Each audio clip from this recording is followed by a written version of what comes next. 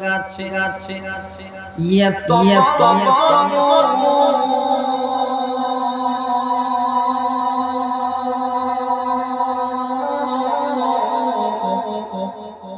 करिया करिया से माचिरा चाके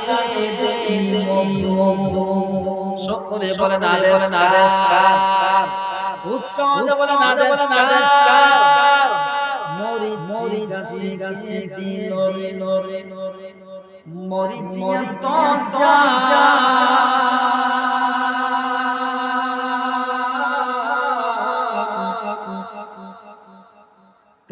करिया से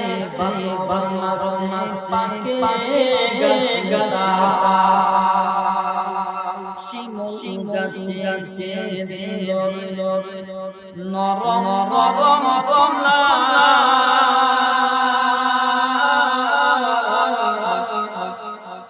करिया से मसला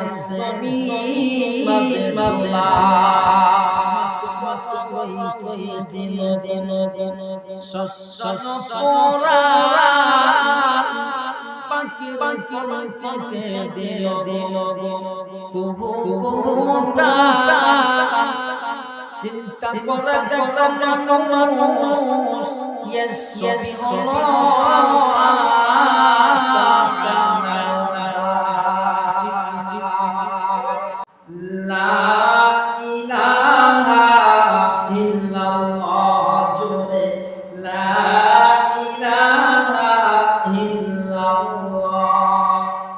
যার দিলে আছে আল্লাহর ভয় কার ভয় আল্লাহর ভয় যার দিলে আছে আল্লাহর ভয় আল্লাহ সব সময় দুনিয়াদারি ভালো লাগে না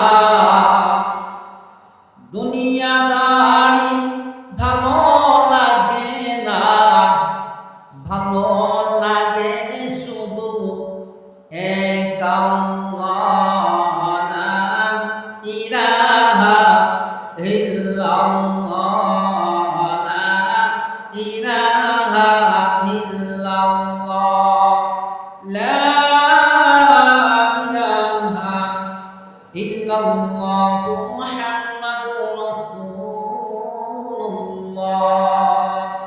সাল্লাল্লাহু আলাইহি ওয়াসাল্লাম ওয়া মা খালাকুতুল জিন্না ওয়াল ইনসা ইল্লা লিয়াবুদুন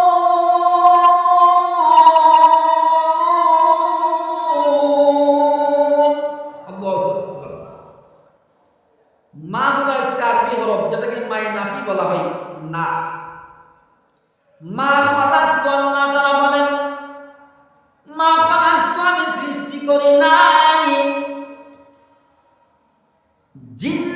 জিনদেরকে ওয়াল ইনসা মানুষদেরকে আমি আল্লাহ তাআলা জিন এবং মানুষদেরকে সৃষ্টি করি নাই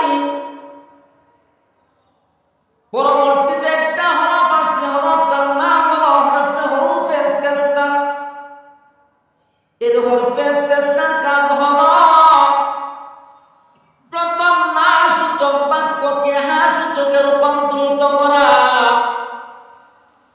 অর্থাৎ আল্লাহ তাআলা বলতে চাইতেছেন দুনিয়ার মানুষ তোমরা প্রত্যেকটি কাজ করার পিছনে কোনো না কোনো উদ্দেশ্য তুলে ধরো আমি আল্লাহ তাআলা যে তোমাদেরকে সৃষ্টি করছি মনে করছো আমি আল্লাহ তাআলা উদ্দেশ্য ছাড়া সৃষ্টি করছি না আমি আল্লাহ তাআলা তোমাদেরকে উদ্দেশ্য ছাড়া সৃষ্টি করি নাই আমি আল্লাহ তাআলা তোমাদেরকে একটা উদ্দেশ্য নিয়ে সৃষ্টি করছি উদ্দেশ্যটা কি জানো ইল্লা লিয়াবুদুন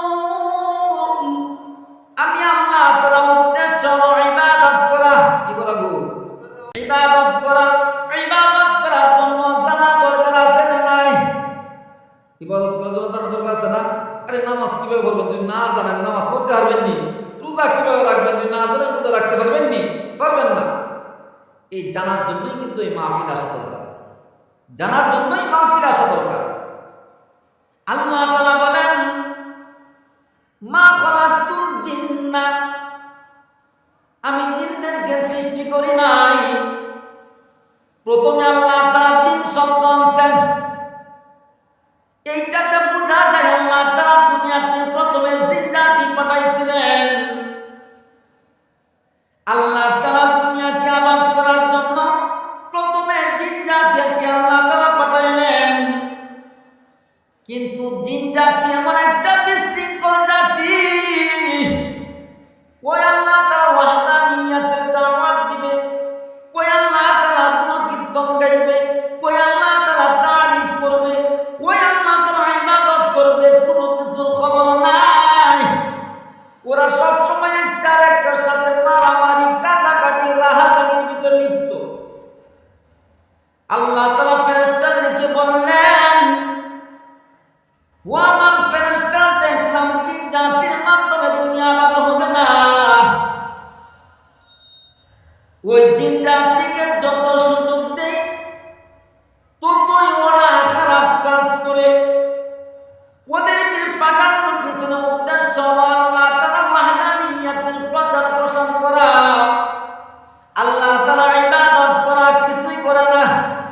ফেরেশতারা যাও, জিন জাতিদেরকে যে জায়গায় পাইবা ওই জায়গায় ধ্বংস করে দাও।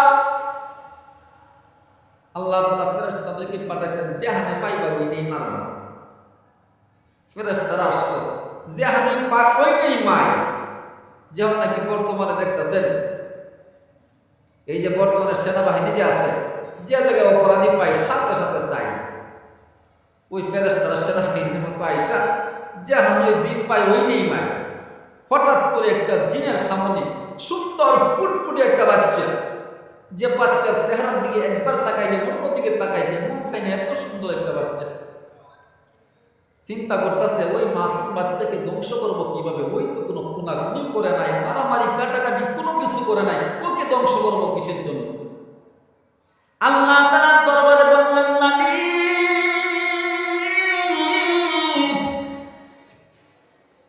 আপনি তো হুকুম করছেন জিনদেরকে ধ্বংস করার জন্য, কিন্তু এমন একটা জিনের বাচ্চা দেখলাম, যে জিনের বাচ্চার দিকে তাকাইলে মায়া লাগে। আল্লাহ কেমন ভাবে ধ্বংস করব? ওই মাসুম বাচ্চার চেহারার দিকে তাকাইলে মায়া লাগে, মায়া লাগে। আল্লাহ, ওই তো কোনো অন্যায় করে নাই, ওই তো কোনো রাহাজানি করে নাই। যদি একটু অনুমতি দিতাম, ওকে আমাদের কাছে নিয়ে আসতাম, আমি আমাকে দিনই শিক্ষায় শিক্ষিত করতাম, ওকে আমলওয়ালা বানাইতাম।